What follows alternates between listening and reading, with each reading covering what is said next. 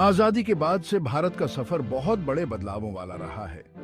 हम राजनीतिक बदलाव के दो मुख्य दौर देख सकते हैं। पहला 1947 से लेकर 1990 के दशक की शुरुआत तक राष्ट्र निर्माण का समय था।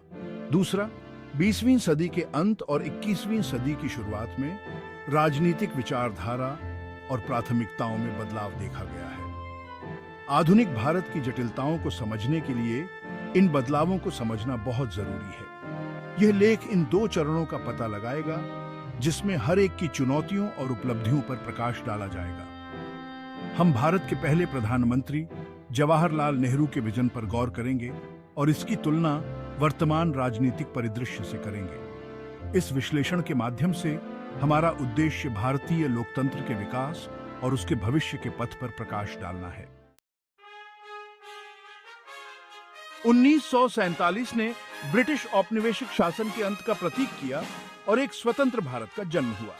यह बदलाव सिर्फ राजनीतिक आजादी के बारे में नहीं था, यह शून्य से एक राष्ट्र के निर्माण के बारे में था। काम बहुत बड़ा था। भारत विविध संस्कृतियों, भाषाओं और धर्मों का देश था, जो विभाजन से बहुत जख्मी था।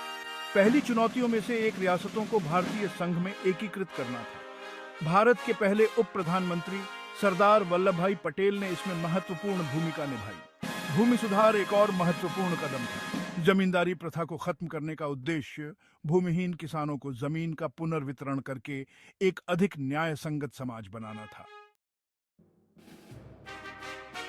इस नए भारत के केंद्र में इसका संविधान था, जिसे 1950 में अपनाया गया था। इसने एक लोकतांत्रिक गणराज्य की नींव रखी, सभी नागरिकों को उनके मूल पृष्ठभूमि के बावजूद मौलिक अधिकारों की गारंटी दी।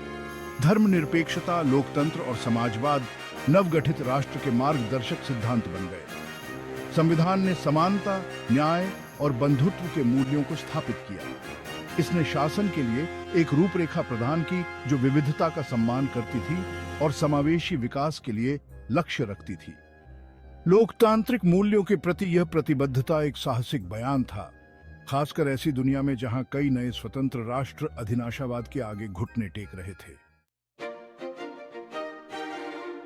भारत के पहले प्रधानमंत्री जवाहरलाल नेहरू ने राष्ट्र के भाग्य को आकार देने में महत्वपूर्ण भूमिका निभाई। उनका सपना एक आधुनिक औद्योगिक भारत का था, जो गरीबी और असमानता से मुक्त हो। वह राष्ट्र को बदलने के लिए विज्ञान, प्रौद्योगिकी और शिक्षा की शक्ति में विश्वास करते थे। नेहरू युग में सार्वजनिक क्षेत्र के उपक्रमों और उच्च शिक्षा संस्थानों की स्थापना देखी गई। बांध और उद्योग बनाए गए, आर्थिक विकास की नींव रखी गई। आशावाद और उम्मीद की भावना थी कि भारत एक वैश्विक शक्ति बनने की राह पर है।